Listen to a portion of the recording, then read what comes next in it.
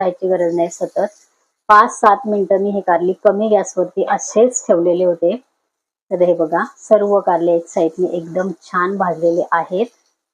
मध्ये मध्ये फक्त येऊन तुम्ही गॅस कमी असल्यामुळे फक्त मधला भाग लवकर शिजला जातो आणि साईडचे राहतात, तर तुम्ही मध्ये मध्ये येऊन आणि पॅन थोडासा फिरवून गेलात तरी सुद्धा चालू शकतं. सगळ्या बाजूने हे बघा पॅन मी फिरवलेला होता, तर कारली सगळ्या बाजूने एकदम छान आपली तयार झालेली आहे.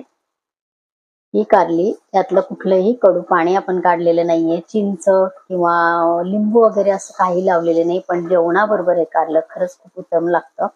कडूपणा तर त्याचा असतो थोडासा, पण तो कडूपणा ह्या म्हणजे कारलं खाताना आपल्याला जाणवत नाही किंवा आपल्याला खावंसं वाटत नाही असं मुळीच होत नाही. इतकं छान हे कारलं लागतं. नक्की करून बघा. तुम्हाला सुद्धा हे कारल्याची रेसिपी खूप आवडणार आहे. आता हे उलटे केल्यानंतर कारलं परत आपण असंच 5 ते 7 मिनिटं याच पद्धतीने जसं पूर्वी पहिलं आपण हे कारलं 7